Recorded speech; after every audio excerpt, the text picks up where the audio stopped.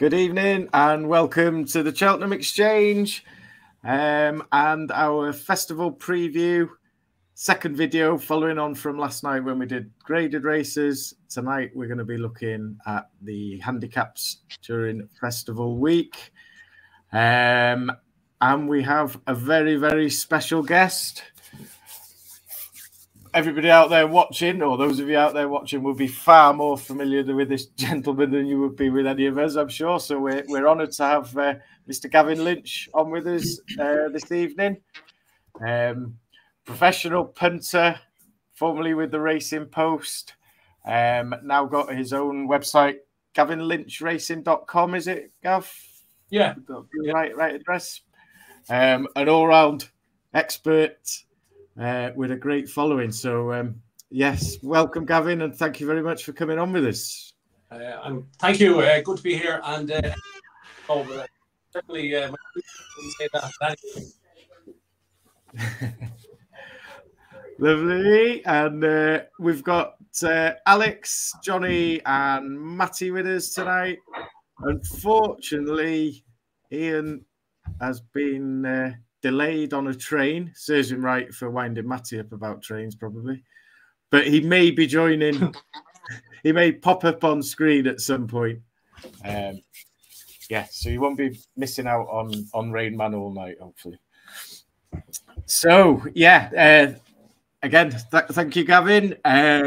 Before we get stuck straight into it, you've joined us tonight, and we've heard the breaking news today that both Constitution Hill and Marine National are missing the festival. Marine may be more of a shock by the time that it came out than Constitution Hill. I think people were starting coming around to the idea of that. Initially, what are your thoughts, Gav, on the news today? Yeah, it's a bit of a sickener that especially Constitution Hill, he's the best hurdler. He's the best hurdler we've seen in the last 10 or 15 years. Between him and El Fabiolo and Cheltenham, maybe he's certainly in the 3 horses in training. He's the best horse. Him gone, it just can hurt a lot less. Makes it easy. And obviously, Marine National. I don't think everybody was fancying the Arkle because of the wind ups and the tongue tie, etc. So again, like a really classy winner of the Supreme. I'm sure plenty of people had backed him for the Arkle over the last year, and it's certainly a very, very wide open Arkle for me anyway. Yeah. Matty, you were one who wasn't particularly sold on Marine. No, I wasn't, but at the same time, it's Cheltenham Festival. You want all the good horses to turn up. Just because my opinion of him, he wasn't going to win, doesn't mean he wasn't going to, does it? Shame with Constitution Hill, the trainers know better than us. We're just punters at the end of the day. And that horse's health's more important than anything else at the end of the day. So, absolutely, 100%. Yes, so handicaps, plenty to get stuck into. We will run through race by race, and if you guys are all happy enough, we'll get stuck straight in. Day one of the festival. Oh, so yeah, let's get stuck in. Yeah, let's get stuck in. Sorry. Okay. No, you're okay. So, opening day of the festival, third race, 250. The Ultima Handicap Chase over 3 mile one. Well, known locally to us as Alex Scalping Chase because he loves this race. But unfortunately, Alex, we've got to go to Gav first here. Let him start the show off on a high. What are your thoughts on the Ultima, please, Gav? It's always a very, very competitive race. What will be in a 22, is it? Open-ended in terms of ratings. The Goffer ran very, very well last year in the race, beat maybe 10 lengths from a £2 higher rating last year. He won a charity race there in Punchestown recently, so he'd have a squeak. Chianti Classico has been on plenty of people's minds over the last 3, 4, 5 months. 3 runs for Kim Bailey. Quite a considerate, perhaps the last. Going with the last day. Billy is going to go for the here. He'd certainly have a squeak. But the one that I'm going to go for, unfortunately, is Favourite is Meeting of the Waters. used to be trained by Eugene Sullivan, and then went and joined Willie, which is obviously a massive stable upgrade. He had 2 runs over Galway, were quite eye-catching, beating 27 lengths on both occasions behind Percival Galway and Aphrodite Fury. Wins an 0-1-1-6 in Cork, didn't jump particularly well, and then had a massive step up to the Paddy Power. Go from a very ordinary beginner's chase to the Paddy Power is it's like going from non-league straight into the championship. Huge jump up, and he took it at ease. He won by 4.5 lengths off 130. He's gone up to 145 in Ireland, 147 in the UK. Obviously, it's 17 pounds is a large jump, but I just think that he's got a massive chance. He's open to a lot of improvement. He's very unexposed. He's only a 7-year-old. His jumping was much better with Power, but to be able to win that race with 27 in it was a massive performance. I thought he won very, very easy. I was trying to back him in running, and I kept missing prices in running because every time I tried to back my 5-1, he was 4-1. Then when I tried to back my 4-1, he was 3-1. So even a mile out, he was a short price favourite because that's how well he was travelling in the race. He caught a lot of people's eye. In the last day, he was badly impeded and unseated at the first. But look, it's a very difficult race. It's very open. We're going to chat about the Boodles in a few minutes, and that's incredibly open. Your horse could run a cracker and finish 3rd, 4th, 5th, you know. But I certainly think that he's on the upgrade. He has to have 1 more run over fences to qualify for the Entry National, his 6th run. He'll do that here, I'd imagine. And if you're getting 5-1 on the day, 6 places, etc., I'd be very hopeful that he'd be bang there, provided he jumps well. Lovely. Like that's a meeting of the waters for Gav there. Alex, we'll skip across to you. Corach Rambler still holds an entry, I believe. Surely, and obviously tipped up by yourself the last 2 years. Surely can't make it 3 in a row. No, I think that the vibes are he's going to go for the Gold Cup, I think, as his prep race for the National. I think that's what Scu and Lucinda have said. So that's what I'm assuming. The horse I fancy is trained by Kim Bailey, but it's not Chianti Classico. I quite fancy Trelawney. This year he's been running over 2.5 miles in his 4 starts.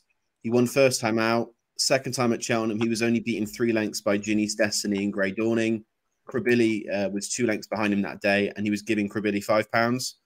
Krabilly is obviously the talking horse for the plate, who I think he's sort of as short as sort of 4-1, 9-2 in places. After that, he was second in a Grade 2 novice chase, beating less than 2 lengths. And then most recently came up against Krabilly again at Exeter, gave him £5 and was only beaten 2 lengths. I think his handicap mark's underestimating him. Plus, I think he'll improve for the step up in trip. So for me, 16-1, I think it's an outstanding bet, and you can get 5 places on that. So that'd be my fancy. Lovely. Thank you, Alex. Trelawney, to take note from Mr. Galpin. Okay, where should we go? Johnny, what are you liking in here, mate? I've got 2 or 3 written down here. One was the Goffer that Gav mentioned there, £2 lower than his 4th last year. He must have a chance on that, I think. It's pretty solid bet, I reckon, each way bet. I did note down Giovinco, but the lack of a Cheltenham appearance and also, you know, not much hustle and bustle. He's not been in any handicaps yet. It's a bit of a different ball game than, you know, chasing around 3 or 4 horses around Warwick or whatever. One I did like, but then I think he's blown his mark, was Ain't That a Shame. He won the handicap at Gorham Park in January. And he's gone up £8 now, so it's going to be a bit of a tough task to win off 152. He did race really wide that day, so maybe he has got a couple of pounds up his sleeve, but I think you probably need more like £8 or £9 up your sleeve for this. I've actually stumbled on an each way one, and that's James de Belay for Willie. Very consistent in handicaps. He's been put up 3 for his run at the DRF, but I think he might have a little bit more to offer at this distance. He jumped well. I think an each way price of, I think he's 33s in some places. I think that's a good price for a horse that generally gets round, and he's generally up there, you know, in the top 4 or 5. So that's who I'd go with in this. Lovely. James de Burley for Johnny at a nice price. Okay, Matty, on to you, please, sir. Yeah, there's a couple that catch my eye initially. One of them's called Lamilos. It's Dan Skelton's horse. I've been getting drawn to him lately. He's got multiple entries out of the festival. He's got one in here, he's got one in the Pertemps and one in the Plate. He's currently 50 to 1, non-runner, no bet. A general 33 to 40. He's poke with other firms, 50 to 1s with bet 365, by the way. It's a no-brainer for me to take a chance of that price. If he was declared, you'd imagine he could go off a lot shorter. I see the angle that some people are thinking for the Pertemps with his hurdle rating being £8 below his chase mark. But for me, he's a much better chaser. He's won 2 hurdles out of 15 races, and they come back in his novice days in 2019. Both races were running 6-runner fields. Every hurdle race where there's been 10 or more runners, including his French form, he's finished 10th, 6th, pulled up 5th, 4th, 8th, 10th, 10th, and 13th most recently. As a chaser, he's won 5 out of 11 races. Every chase run where there's been 10 or more runners, he's finished 2nd, 1st, and 10th of 39 in last year's national. Obviously, he doesn't mind the hustle and bustle with the big field. The other 3 chase runs he's won, there were 7, 9, and 8 runners in it. He's not ran over fences this season, though. He's just had the 2 hurdle runs. I'm for 50 to 1 non-runner no bet. I'd be willing to take a punt on him that they could have laid him for the race. The other one I like is Twig, currently around about 20 to 1. Twig ticks a lot of the boxes on the trends. I do wonder if the lack of recent run could be against him, though. 9 out of the last 12 winners have had a run within the last 45 days. Twig's run back in October when finishing 2nd behind Wacker Clan. Could bring him into contention if he can do so a little bit more. I think he needs about 9 or 10 to come out to get in. But yeah, they'll be my 2 at the moment. Lovely. Some nice prices again there, Matty. Thank you, sir. At this point, with Ian not currently being with us, I'll refer to my notes that he has sent through in a panic, but he's his selection in the race currently would be Chianti Classico. He does say that he thinks some of the top horses may need to drop out for him to get in. Looking what's Chianti on at the moment? 143, is it? So yeah, so at the moment he needs 11 to come out. He needs a fair few to come out. I mean, looking last year, I think the lowest rated in the Ultima last year was 129. So going by that, you would hope he's got a chance to get in. And as Gav's already touched on, Chianti's been quite highly touted around on Twitter and various other places, I would have thought. So, yes, thank you, chaps. We'll quickly go through those selections again. So, Meeting of the Waters for Gav. James de Burley for Johnny, which I'm guessing that Paddy Power chase from Leopardstown at Christmas could be quite key there with both those selections. Trelawn for Alex, and Matty's put 2 up at big prices, Lamilos and Twig. Okay, thank you, fellas. And we will move on to the Boodles. Fred Windsor. And we'll come to Matty first here. Yeah, again, there's 2 that I've like the look of at the moment. Obviously, this race is just one of them. You've got to pick what you like, haven't you, and go with it. He's hoping that they've been campaigned throughout the season. First one's Osei Party. It's the one I really like. I mentioned him as one to watch on our Dublin Racing Festival preview with the Boodles in mind, or potentially another handicap. If he lines up here off 126, carrying 10 stone 13, he could have a good chance based on the running behind. He's been running behind Carla Conti, Cargies, the last day and everything. His run at Leopardstown on the 26th of December was extremely eye-catching, and hoping they've been waiting just to let him loose in the right race and searching for the handicap mark that they want. 14 to 1 at the moment. I'd probably play him as a win proposition at that price. The other one I'd be extremely interested in, and it would be a big if as he needs 8 to come out, and that would be Kaylason for Gigginstown and Gordon Elliott, available around 50 to 1 at the moment, non-runner no bet. He won a maiden hurdle in October, beating Osei Party just over a length. Obviously, they were both carrying 11 stone in the maiden hurdle. The run before that, he finished 4th in behind Hands On and Eagle Fang, beating just over 3 lengths.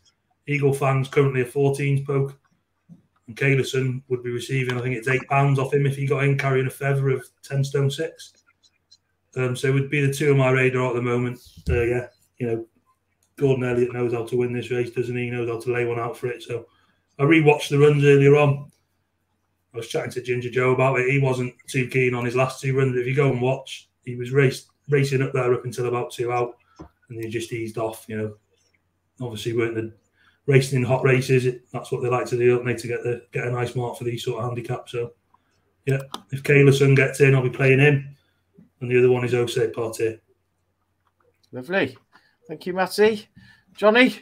Yeah, it's quite a straightforward one for me, this. Noted him after his third to St. Gino at Trials Day, and that's Milantino. Backed him straight after the race on that day with Hills with a double boost at 28-1. I thought he looked good. He reminded me a little bit of Brazil, same connections.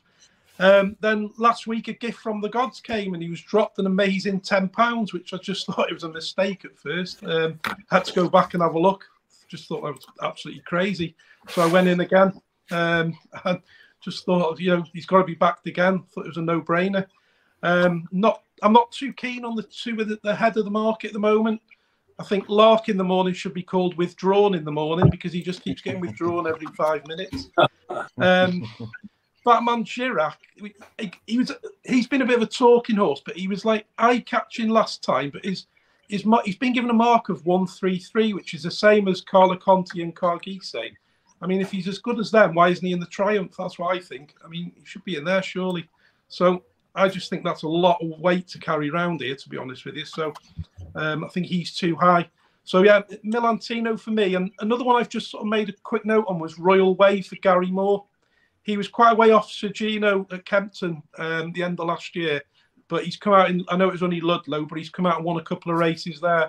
And he'll be probably carrying a feather. I think he's on 119 at the minute. So might just be one I throw a few quid each way on the extra places on the day. So, yeah, Milantino win and Royal Way each way. Lovely, thank you, Johnny. And yeah, you were, to be fair, you were keen on Milantino before the drop in weights, weren't you? So yeah, very keen. Huge bonus. What did you make of that £10 coming off, Gavin? Make it of interest? Yeah, it's very interesting. The rating of 136 was when I think was third in Ultima in a good race in France. Certainly, a lot of people will be watching to see how Milantino gets on with reference to Sir Gino because there's very little cross form between the English and Irish 40-year-olds.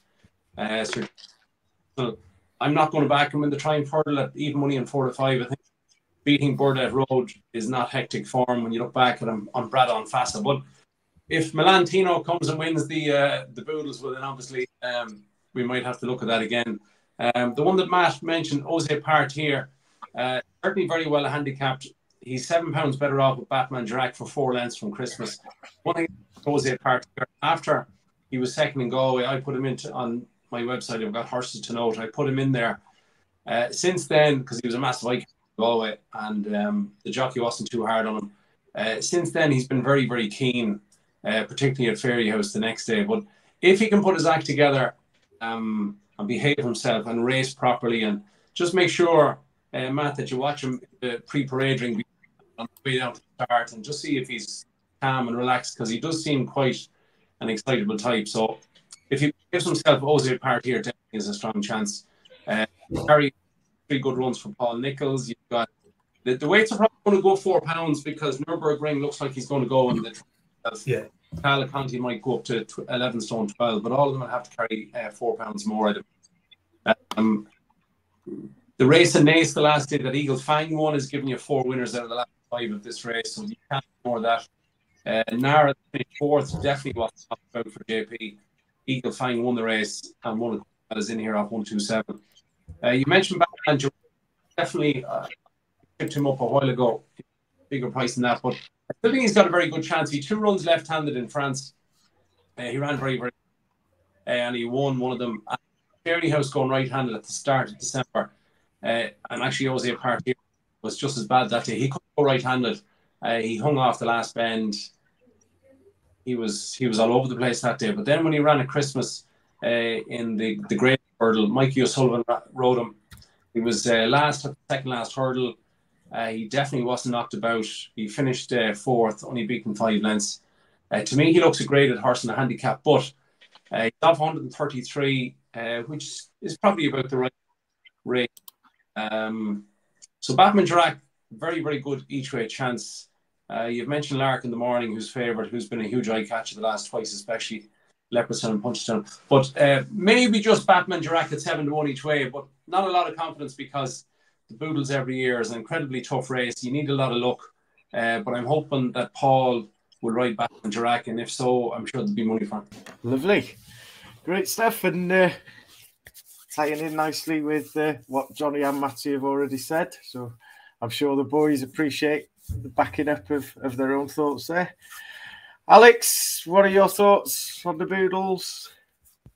Yeah, I'm very much with Johnny on Milantino. So, I mean, I don't need to go into that anymore because Johnny's covered that. And then the other one that I'd probably have a bet on each way if I can find someone with sort of enhanced places, I'd probably have a go on that. And Braden Fischer, I think it's pronounced. On Fassa. Fassa. On Braden Fassa. Yep. He's another one of these horses that's beaten Pigeon House. I think there's about 7 horses that are in this race or in the Triumph. They all seem to have beaten Pigeon House, and Pigeon House finishing second. He's also obviously finished second. Well, I think he was second behind Burdett Road, beating Milantino, and then he's won at Cheltenham as well. So we know he gets up the hill. I mean, he's quite a big price, and I think he could sneak into a place. So if I can find someone with enhanced places on the day, I'd probably have a little each way on him. But main bet would be Milantino. Lovely. Thank you, Alex. And yeah, again, Ian sent through a couple of notes. He's also keen on Milantino, especially after the £10 drop. But his main selection, he'd be going with one of his Ante-Post picks. I think it was from our last Ante-Post show, where he picked Ndawi for this race. So that would be Ian's pick for the Fred Winter. Okay, speaking of which, I think he may be on with us shortly, Ian. So looking good. Mm-hmm. Right, we will move on to day 2 of the festival and Coral Cup 250, 2x5 hurdle. And Alex, you can kick us off here. Okay. I really fancy Guard Your Dreams. He's a big price, 33-1. He was off the track nearly 2 years and then finished, I think he was beaten 10-12 lengths by Lossiemouth on trials day.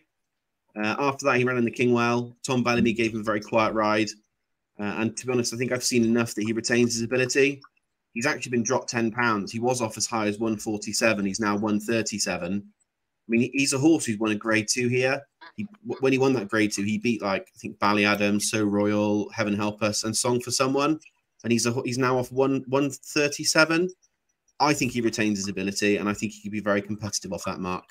And it's a nice each way price. Lovely. Guard Your Dreams. Where are we going, Johnny? I've got a sneaky suspicion you may be Langer Dan again here. Yeah, I mean, I've got 2 down, just one for a bit more interest because obviously I'm going to pick Langer Dan. Very obvious selection. Obviously slipped down the weights, hasn't he, back to his mark that he won it off last year. No idea how they get away with it, but they do.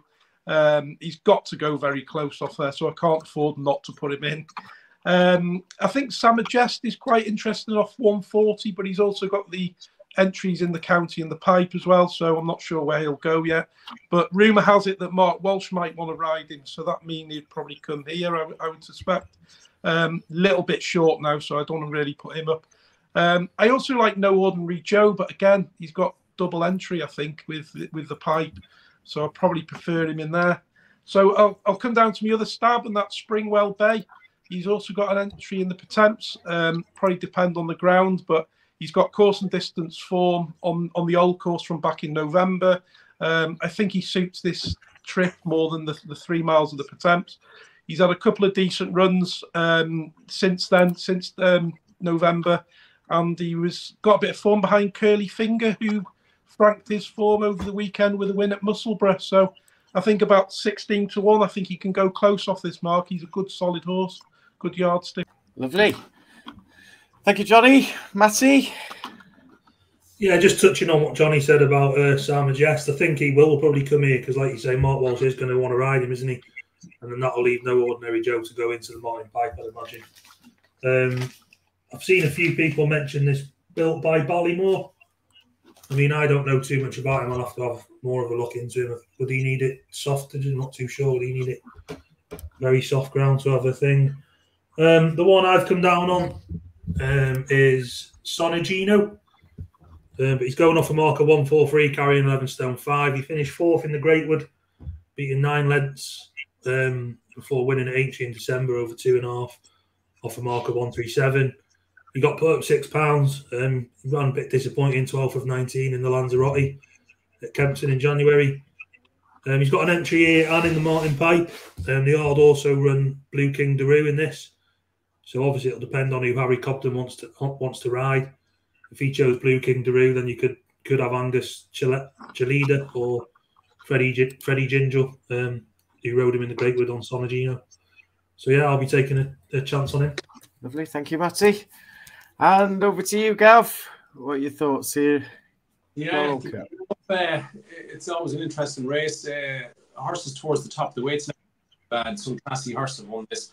It's obviously on the old course on the Wednesday. You need to travel very well because it's a tight track. Whereas at least Thursday and Friday, it's more of a galloping track. So you certainly need a horse that travels very well.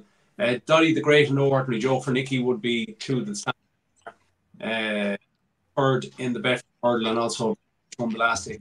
But the fact that Nicky's are out of form, I won't back them. Just have to see Nicky not in form. Back one of those and lucky place, I suppose, fits as well. You mentioned Langer Dan. You say, how do you get away with this every year? I don't know. Like when you look back to second to Gallop in the Champ, then brought down early on in the Martin Pipe, then wins this last year. So he's going for his 4th festival in a row. And could be 4 wins in a row if things were different. But I won't back him just out of pride's sake or just out of, I don't know. I just don't like the setup. I'm going to go for Built by Ballymore that was mentioned earlier.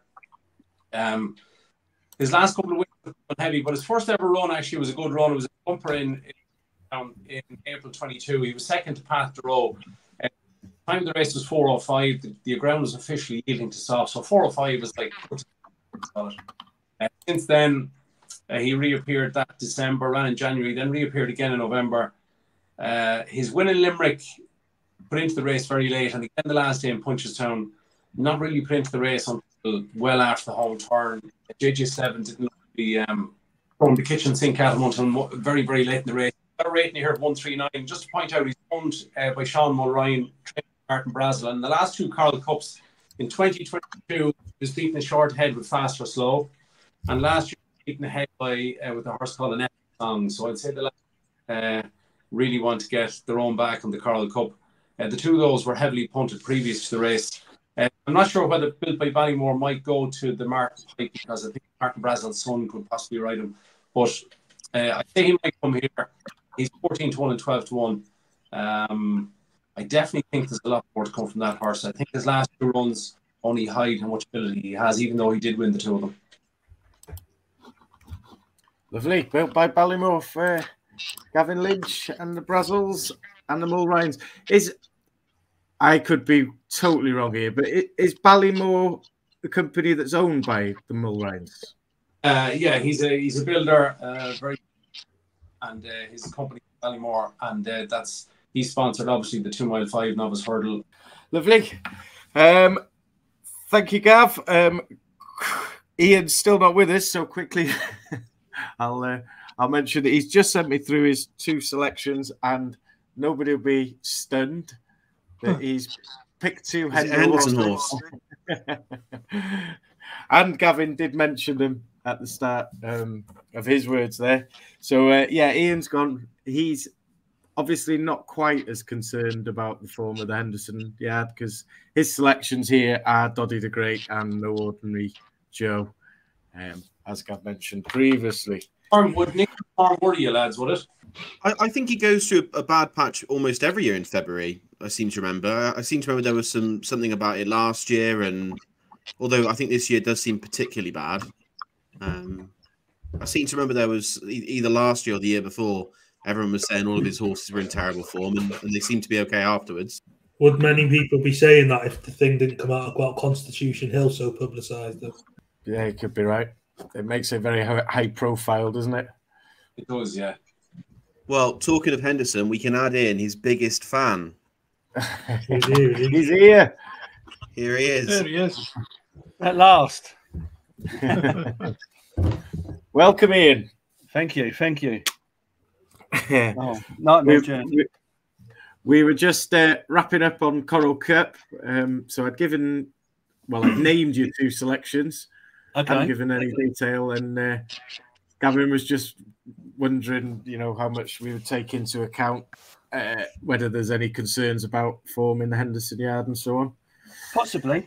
Yeah, with the what's happened today with Con Hill and the bug. I'm guessing it must be some sort of bug. But yeah, I can agree with that. But I think he had a couple of winners the weekend, so it could be going. I'm not sure. Hopefully it'll be gone by then. Keeping the faith. Yes. Good man. Okay. Right, we will move on to the Grand Annual. I think. Are we on to the Grand Annual? Yep, Grand Annual. Okay, lovely. Ian, we won't put you on the spot and come straight to you while you're in a panic. We'll go to Johnny first here, if you would, John. Yeah, I'm going to keep the faith with Path de Rue here, who ran a cracker behind Madara at the Dublin Racing Festival last month. He was giving Madara £5 that day for a 2 3/4 length defeat, but now he gets £1. So I think he could well reverse that form. I do actually still quite like Madara. Connections are still very bullish of him following up. But I'm just going to go with Path de Rue on the basis of that weight swing. Little worry that he pulled up in the county last year, so he needs to prove it on the track. But he is due a day in the sun. He runs so many consistent races, and surely a win isn't that far away. Unexpected Party, I'm a little bit interested in. I mean, he's fallen down the weights, shown no form at all, but it is the Skeltons, isn't it? So you just don't know. My mate Mozzie is what I noted, but off 150, it's probably going to be hard. But Gav mentioned he could go to the Arkle now, which is a good shout.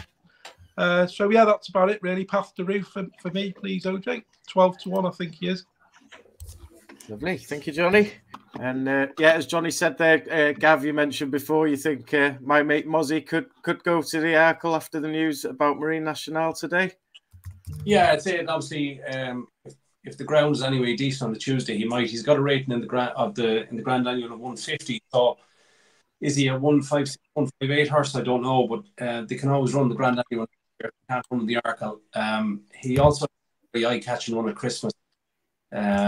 My mate Mozzie, he wasn't far behind those novices, never really put into the race, this race in mind. So he's won at Cheltenham. He looks good ground, he travels very well. If they go too quick, he can beat the Arkle.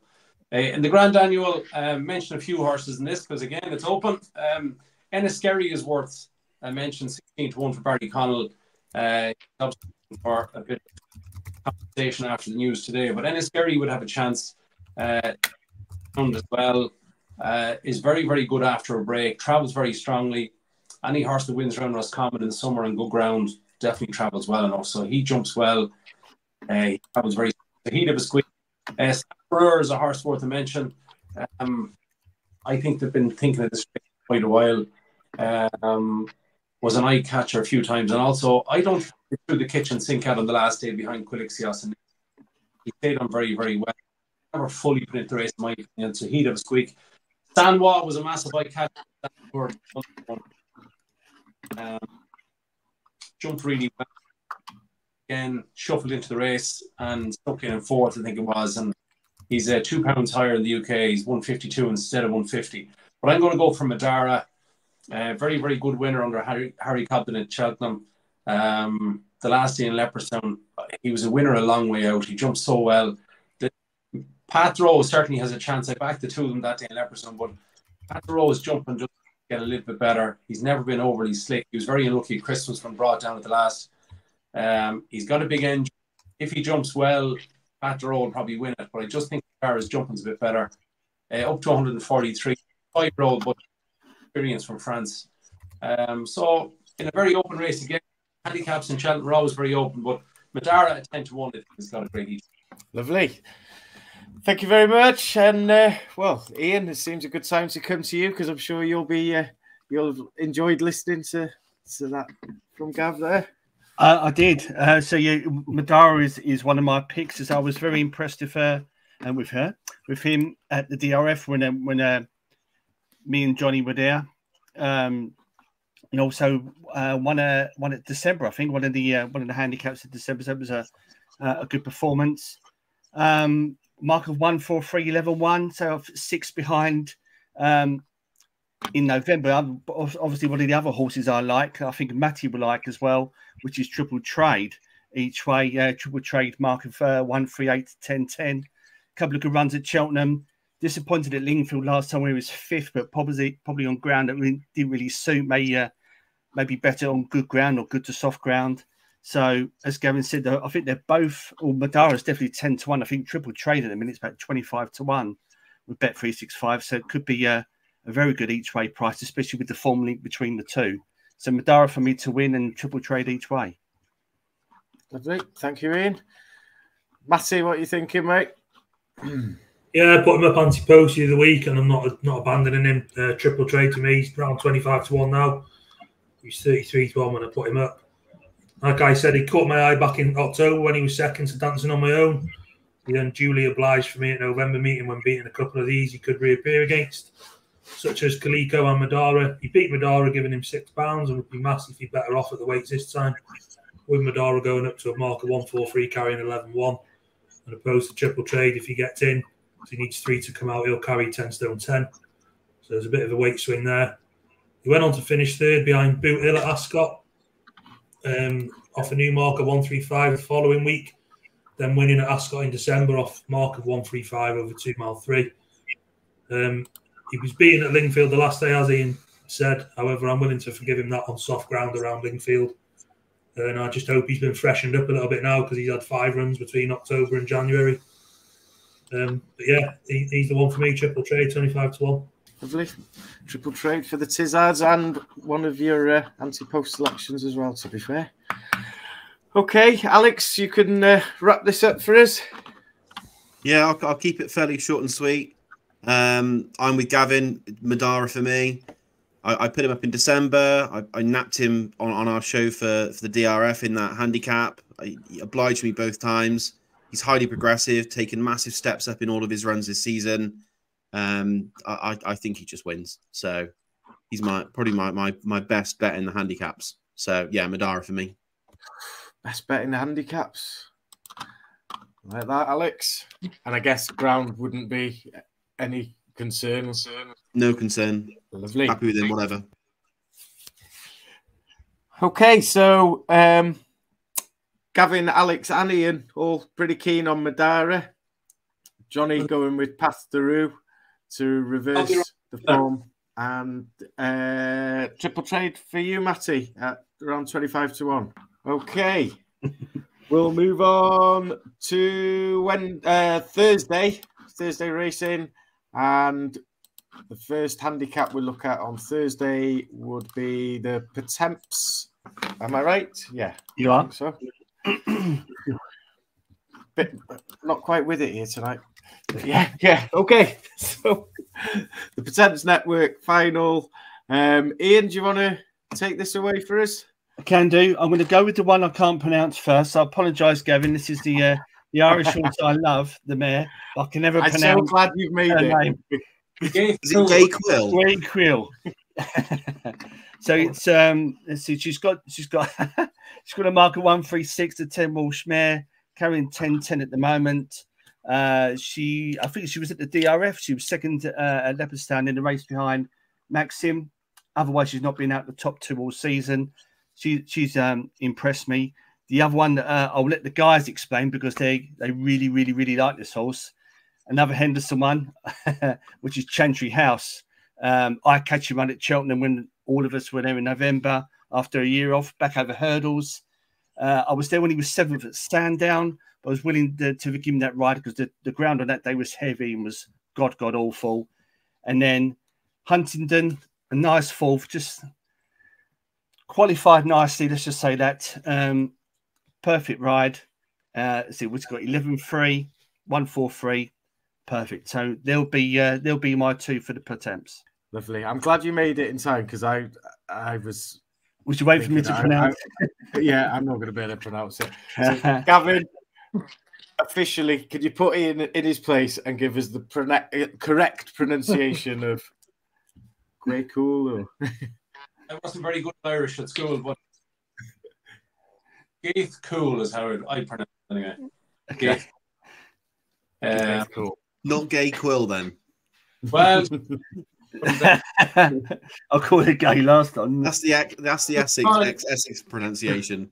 When it's in front of the last, you can on GC. There you go. That'll do. Okay, Alex, what are you thinking in the Pertemps? Yeah, I'll keep it short and simple, short and sweet again. Chantry House for me. I like how Ian said he was going to let the guys explain all the rationale, and then he went for it anyway. So, yeah, Chantry House for me.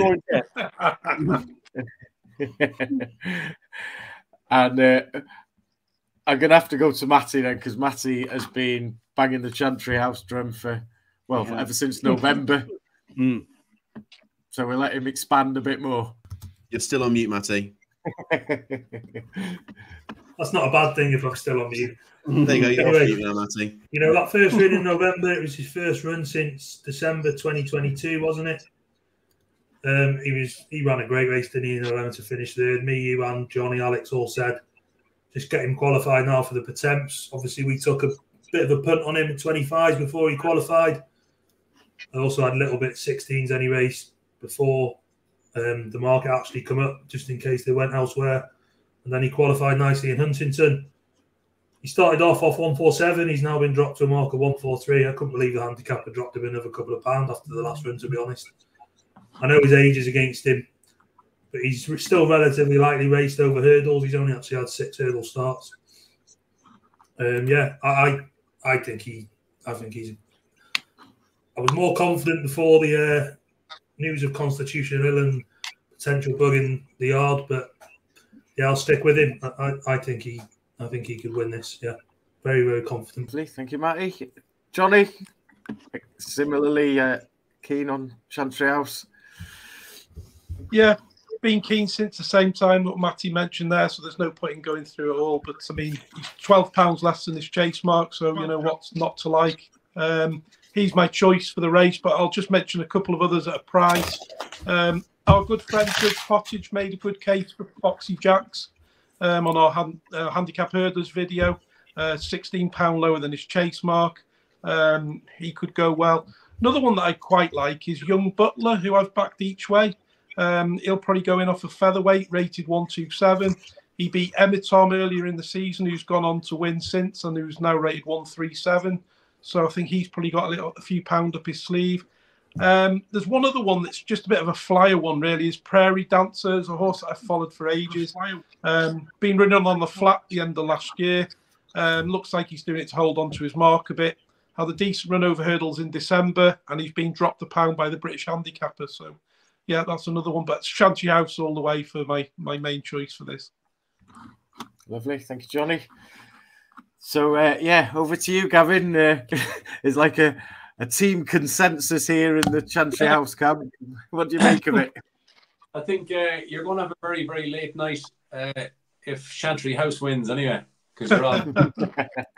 You might try and find a pub called the Chantry House and watch it there. But I would give White Rhino a chance, who finished ahead of him the last day at Huntingdon.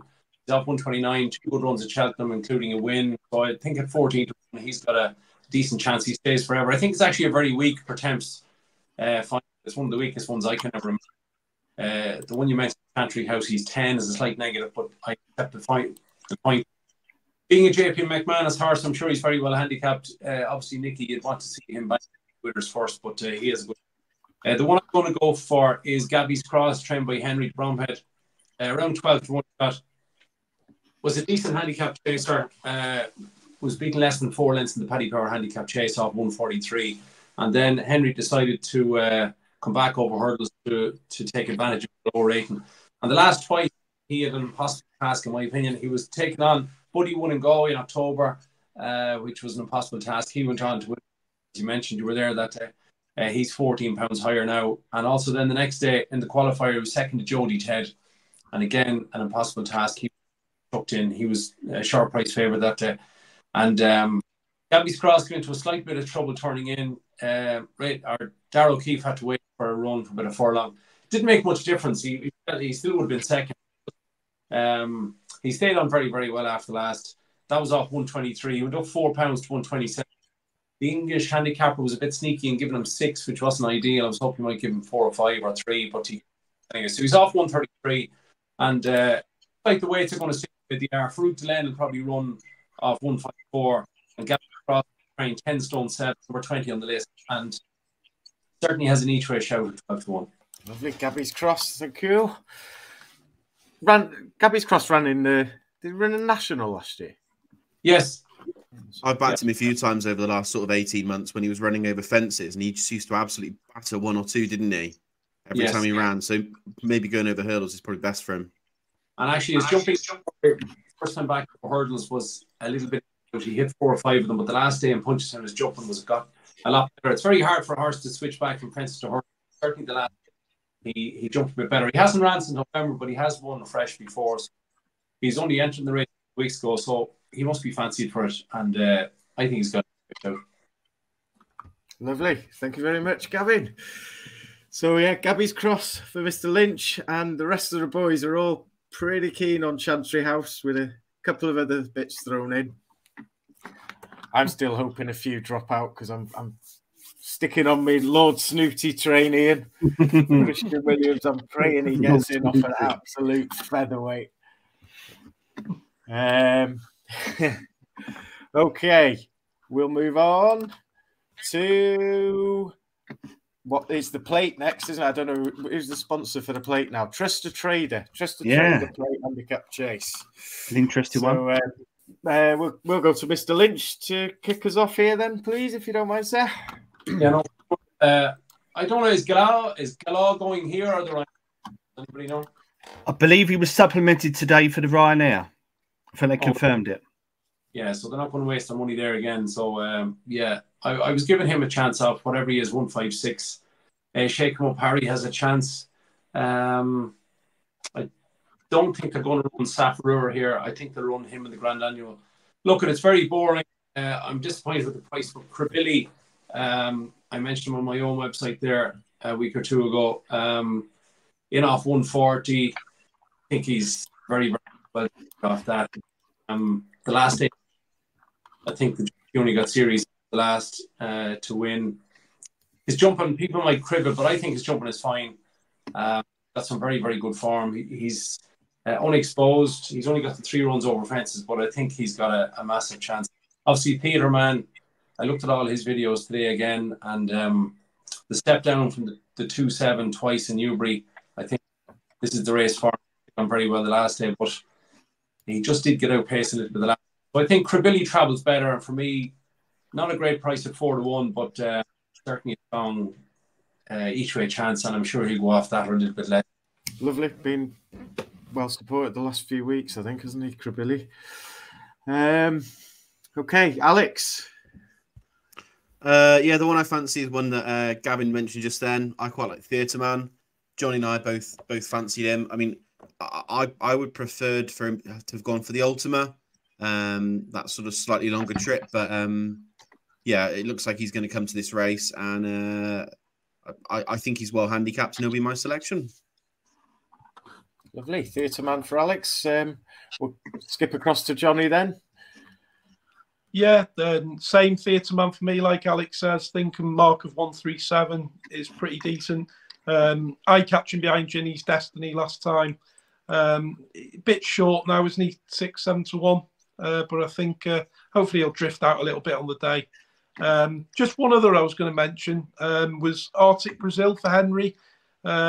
He's the British handicappers kindly put him up £5 to 135, which means he could sneak in right at the very bottom.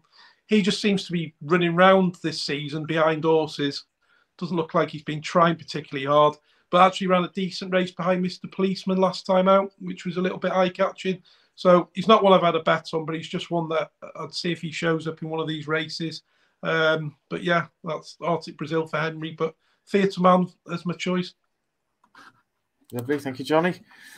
We'll go to Matty next. No, move on. Oh, no interest for Matty here then. That's fair enough. I've not got anything. I've just not the point saying anything for no reason. Like. No, that's fine. That's fine. Ian.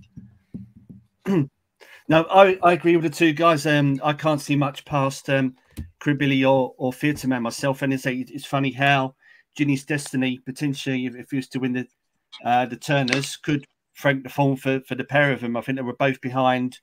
I think Cribilli was January, I think, and one of them was December. I think Theatre Man was December. It might be the other way round.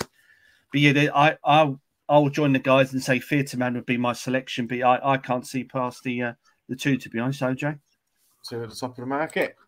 Okay, that's that'll do us then, fellas. Cribilli and Theatre Man, the general consensus in the plate. And to finish day 3 off, we've got the Muir Challenge Cup over 3 Mile 2. Johnny, we'll come to you first here.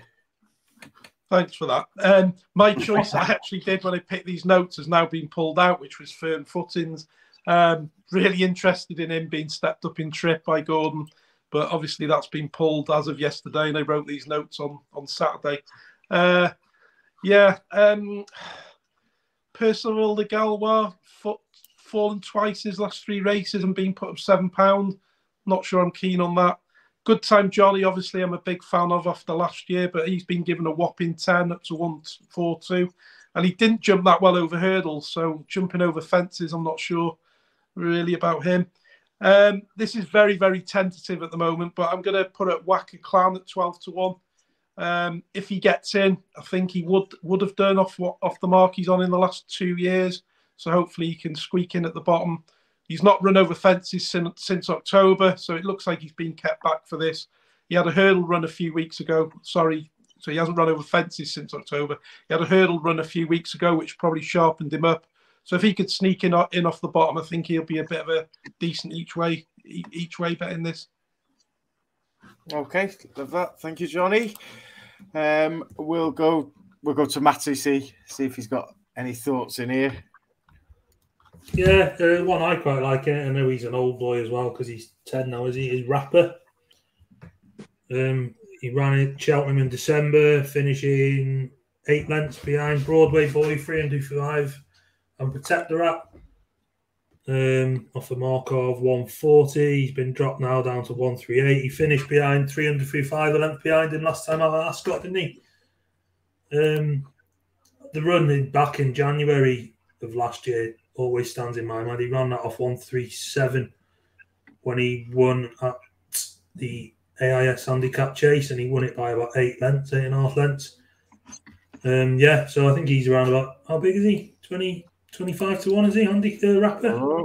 Rapper 25 to 1 at bet 365 anyway at the moment. That's not running up bet. I'm not going to mess about and go for placement. I'll just have a win bet on him. He'll have a win, or he'll probably pull up. Okay, thank you, Matty. Alex, we'll come to you next.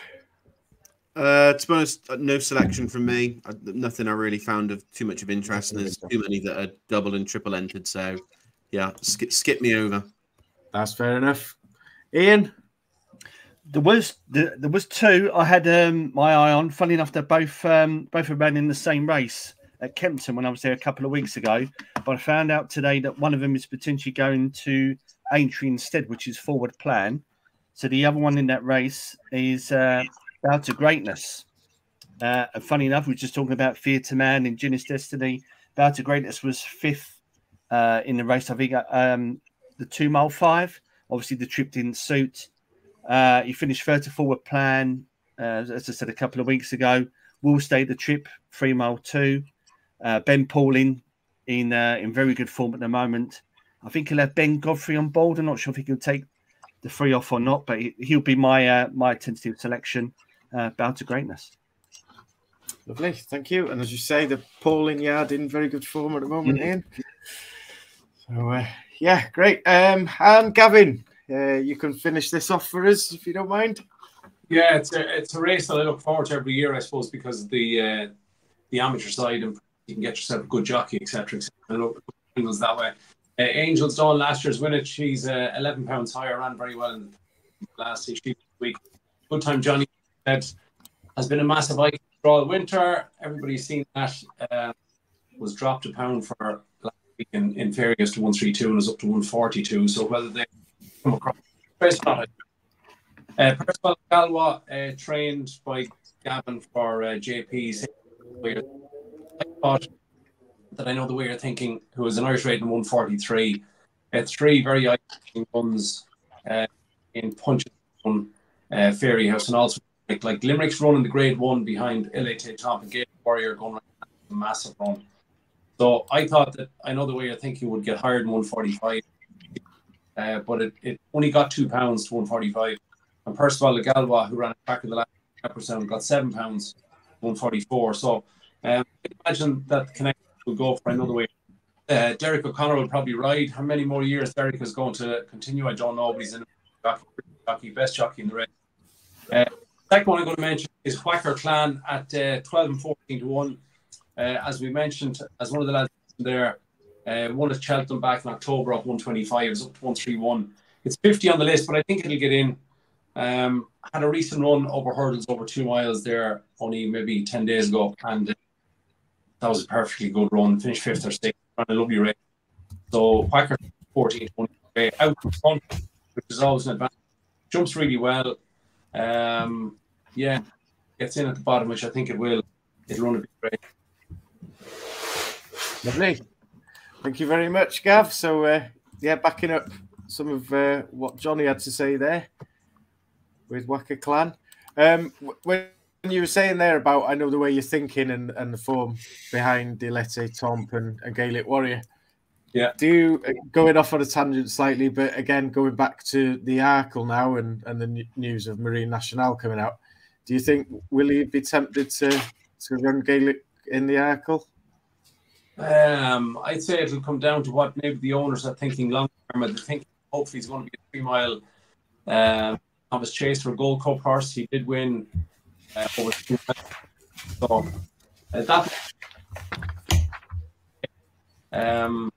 whatever Paul rides in the Turners, whether it be that or Facile Vega, I think will go favourite. To be honest, I'm not saying it'll win, but I think it will go off favourite. So I think Warrior might win Turners. He already has a couple of horses in the Arkle, but you never know what will he change every day. Yeah, absolutely. Okay, thank you very much. So, yep, Kim Muir, Whacker Clan is liked by both Johnny and Gavin. I know the way you're thinking also for Gav. Matty's keen on Rapper at a price around 25s and Bow to Greatness for Ian. No selection for Al, but I noticed Autonomous Cloud is down near the bottom of the weights. Would you be interested if it got in? Maybe. Might have a little small each way on the day. To be honest, the guys have sold me on the Whacker Clan. I forgot about his run at Cheltenham early in the season, so yeah, I'll jump on that bandwagon. Welcome to jump on. That sounds good. That's what I like to see. Okay, so we'll move on to day 4. 2 races, 2 handicaps left for us, and the 210 race, County Hurdle. Yeah,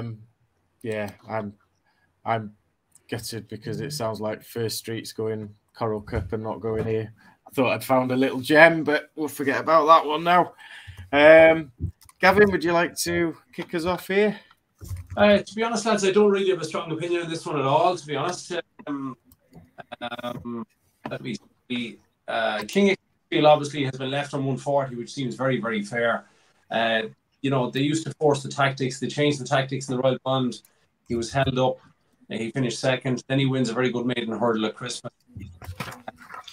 Round. Good run the last day behind Ballyburn. I think for him to win the county hurdle, his best chance ground. So I think the ground is obviously kind of soft to heavy at the moment. In the next week, really thinking about. So if the ground ended up decent heat week, no real strong opinion. Low to sod, maybe they're back behind a very hard to have a chance. And I'd mentioned So Scottish. If the ground came up really decent, like proper, good to soft, where the triumph hurdle was ran in a time, obviously it's 2 mile, 1 furlong, but normally if it's goodish ground, like the Supreme in the old days was often ran at say 350, 345.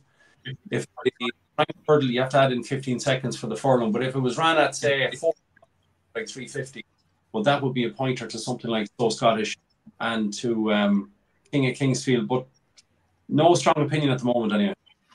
No, that's great. Thank you. Ian, we'll come to you next. Yeah, one of the selections that Gavin's just said was King of Kingsfield. I was just looking at the as Gavin said, some of the form.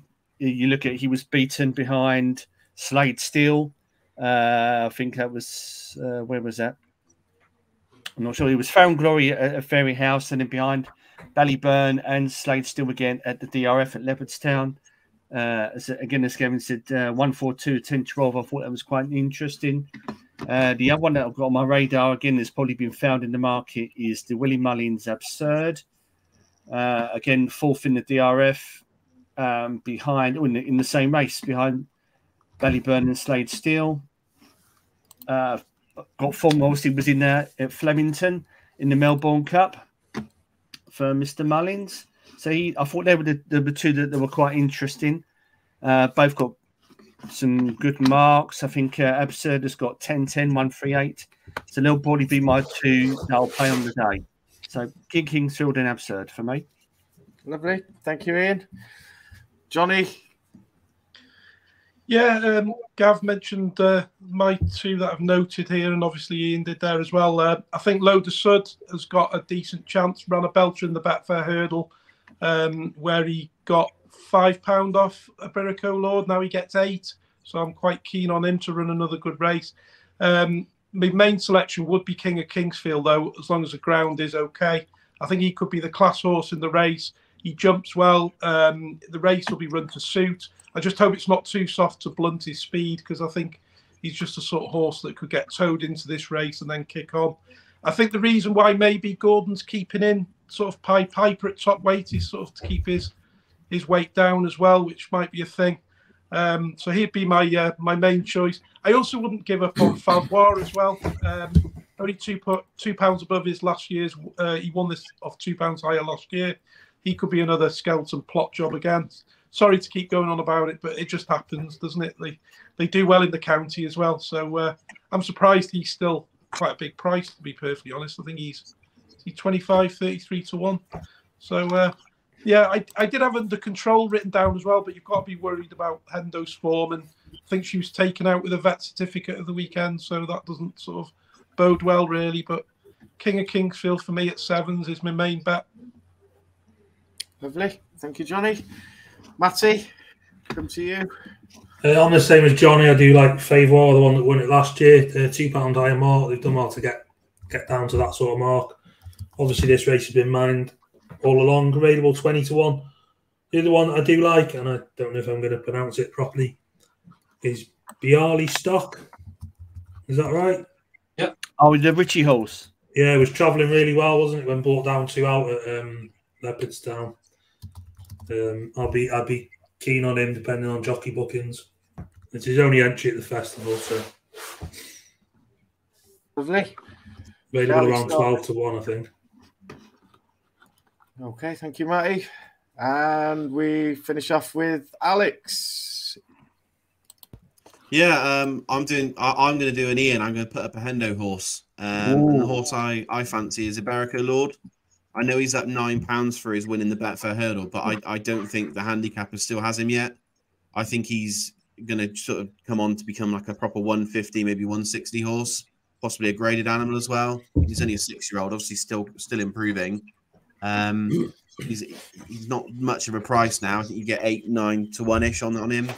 But I mean that form from the Greatwood is red hot. I think the third, fourth, fifth, and sixth have all won since, and one of the horses that pulled up has won as well. Yeah, I really fancy him.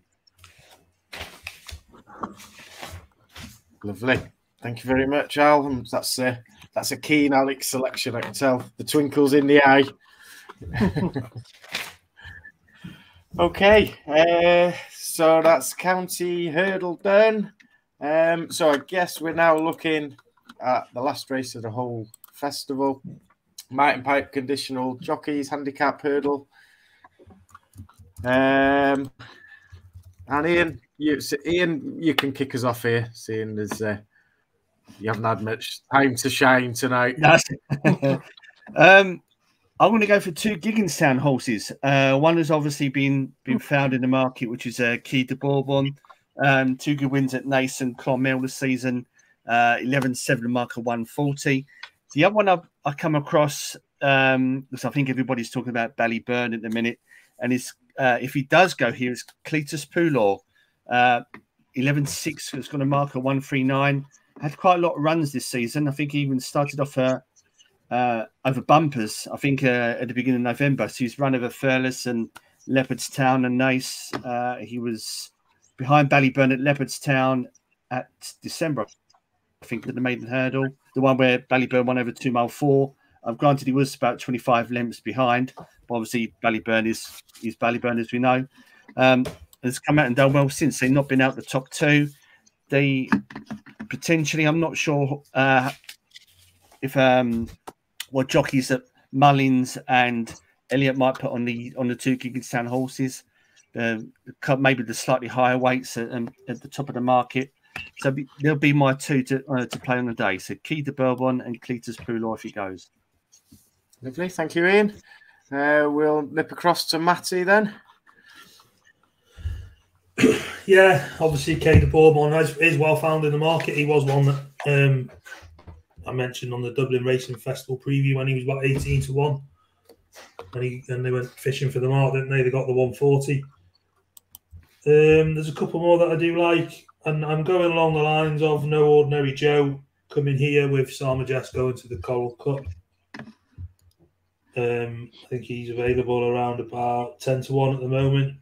So they'd probably be my 2, Key de Bourbon, who I've got, and I'll back No Ordinary Joe at 10 to 1.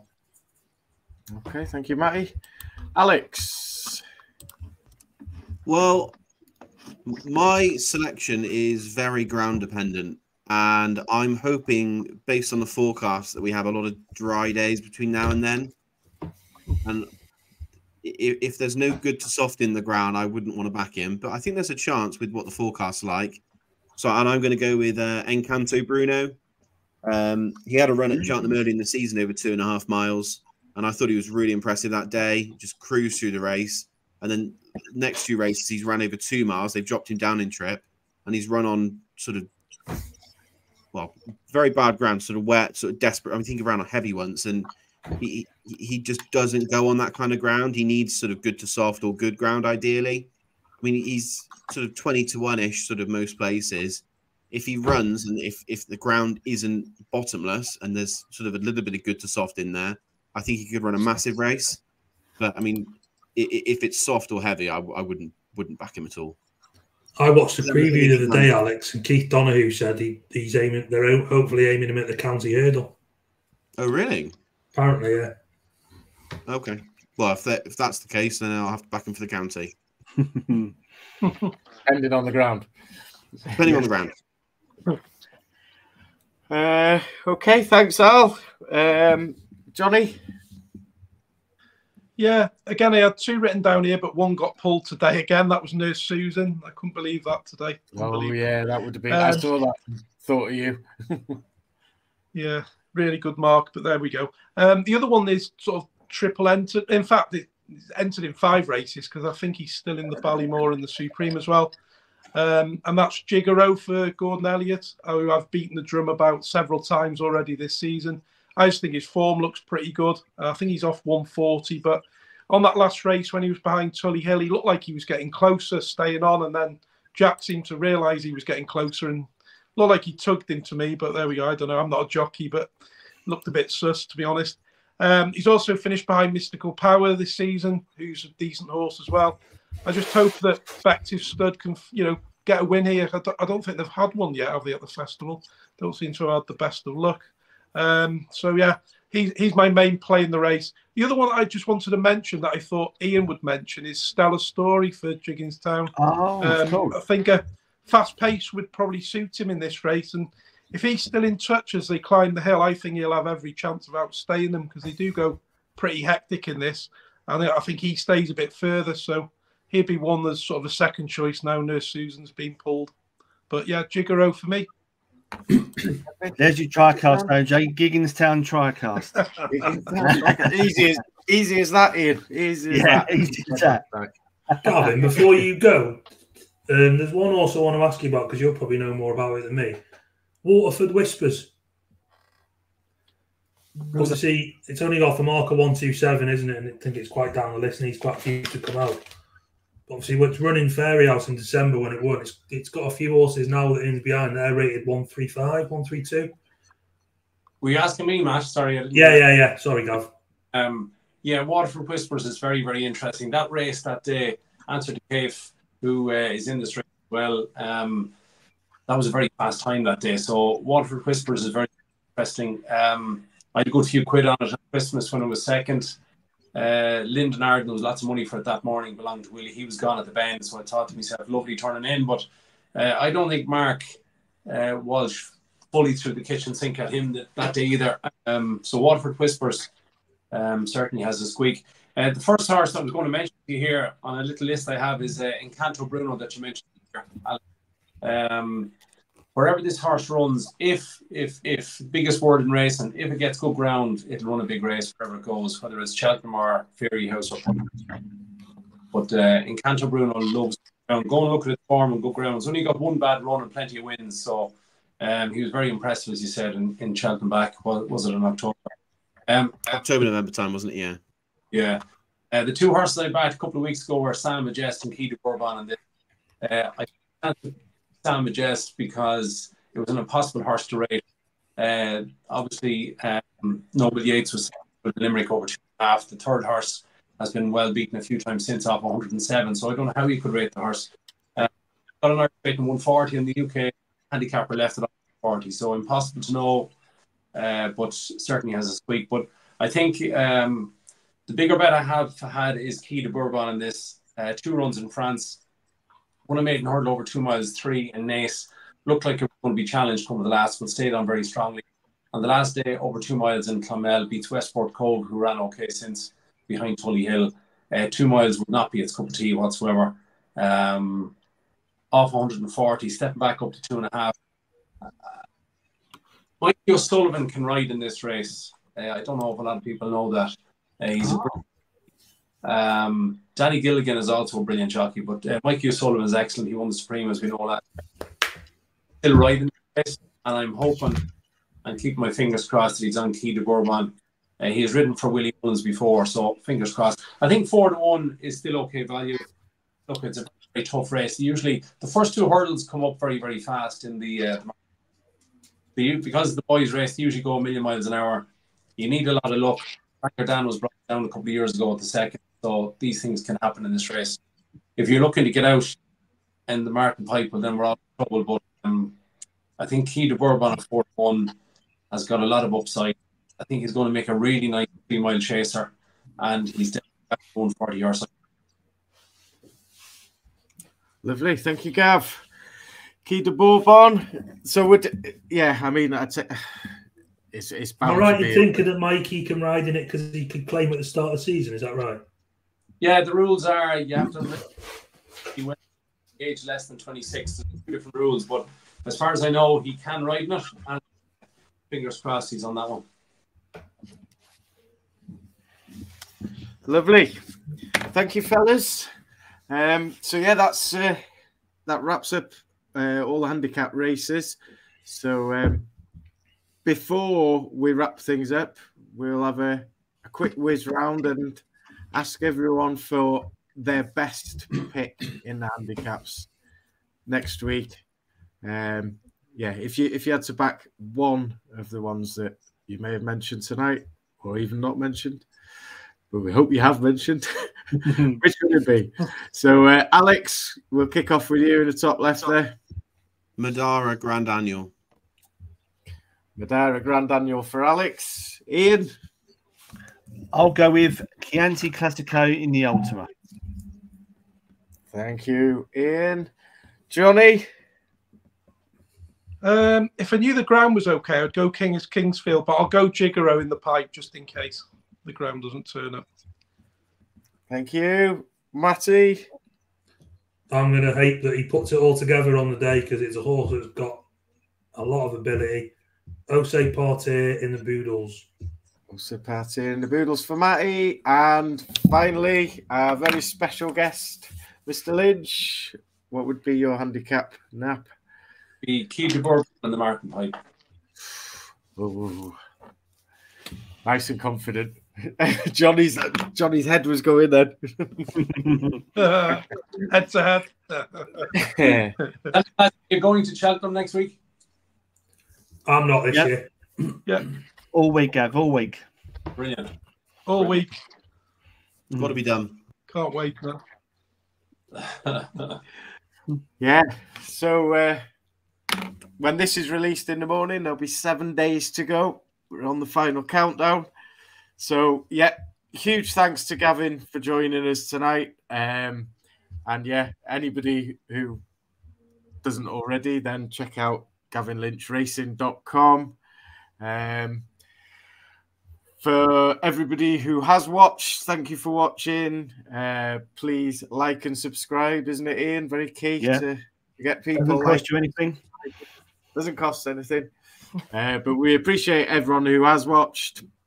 And yeah, thanks to all you lads for your time, research, and for a great chat tonight. Hopefully, some little gems there for people to pick out. And yeah, 7 days to go. Remember, folks, enjoy the festival, gamble responsibly, and we'll see you all again soon. Thank you.